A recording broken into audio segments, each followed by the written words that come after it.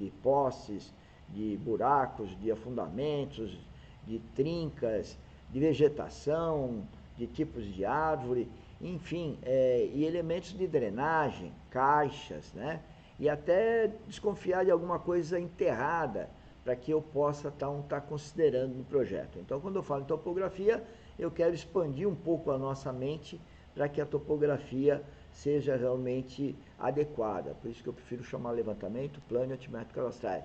Eu tenho que pôr cursos d'água, nascentes, e também a topografia deve ser mais densa, onde o terreno é mais irregular, para eu poder traçar no papel realmente o relevo que está lá acontecendo. Não posso simplificar com poucos pontos, senão o buraco não vai aparecer como um buraco lá na topografia ou no levantamento plano e altimétrico cadastral.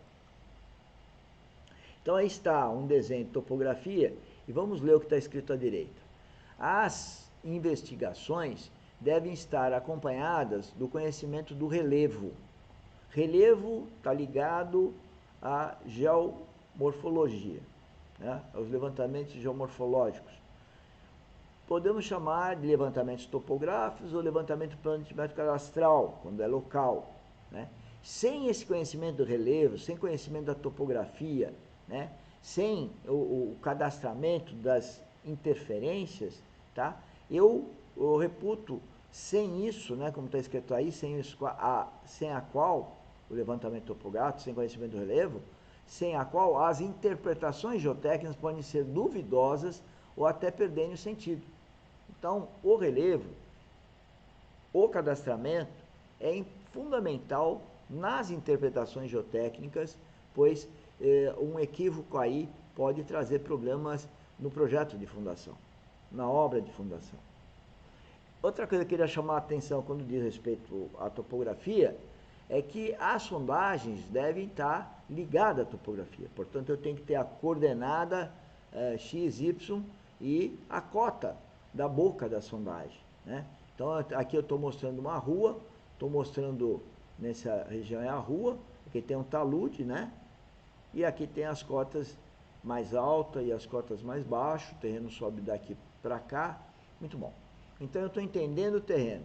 Houve uma erosão, essa erosão já está atacando a rua, eu tenho que fazer alguma obra aqui, então eu faço as sondagens para saber então que tipos de materiais que eu tenho aqui embaixo, né? E para fazer minha obra, e que eu quero dizer que eu tenho que ter então pendurado, né, no desenho essa sondagem para fazer os perfis geológicos geotécnicos ou as seções geológicas geotécnicas, definir então essas camadas que estão lá, essa volumetria, esse modelo geológico geotécnico, ou modelo geomecânico, alguns chamam assim, ou seja, eu posso até agora com programa 3D estar verificando essas camadas 3D para poder entender esse modelo, então, e aí fazer as minhas interpretações geotécnicas de coleta de amostra e vir a conhecer então as propriedades de engenharia daquelas camadas.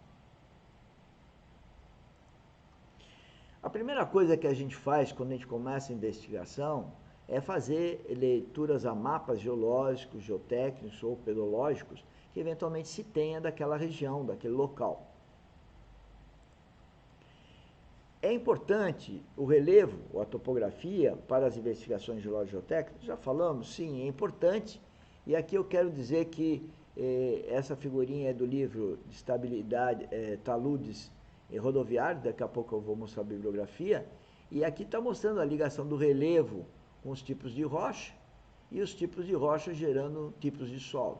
Então essas são as características do meio físico, tão importantes para a gente poder então colocar lá como início de conhecimento das nossas, do nosso modelo geológico geotécnico da obra de fundação que estamos trabalhando. Isso daqui é do estado de São Paulo, e no estado de São Paulo, através do relevo, então se definiu 7 unidades geológicas, né, para representar o estado todo. Depois eu vou dar mais detalhes sobre isso.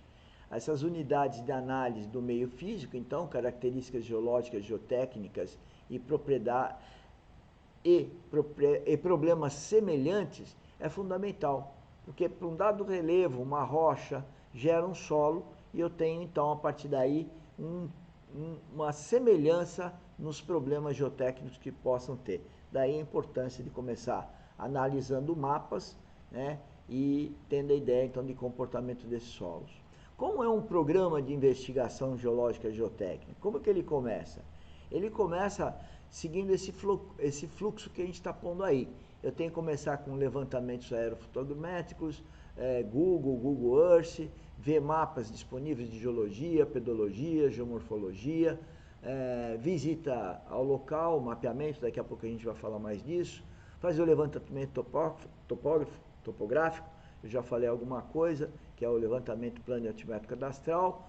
Depois, então, fazer a sondagem de atrado, se necessário, a sondagem de percussão, que já vão indicar a resistência do solo. Não vai ser apenas uma coleta de amostra, mas eu já tenho indicativos de resistência.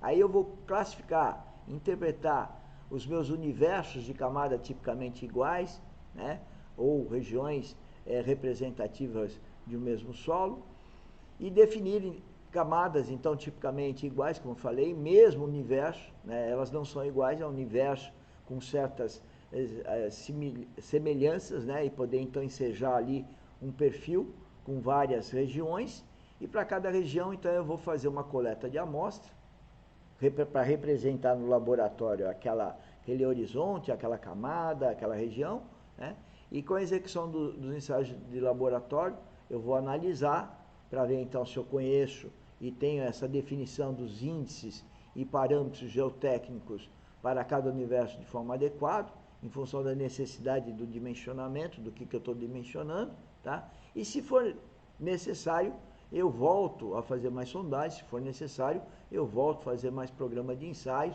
eu volto a fazer mais ensaios. O que é importante é a gente ter nessa fase a certeza que nós estamos com os dados necessários para prosseguir com o trabalho. Então está aqui o mapa do estado de São Paulo, as 7 unidades, né, que foram mencionadas há pouco, e para cada uma delas eu posso então observar que eu vou ter as características aí geológicas e geotécnicas, vou ter ideia de cobertura do solo, por exemplo, nessa região aí, um solo arenoso laterizado, que recobre as rochas sedimentares do grupo Bauru e da formação Caiuá, apresentando espessuras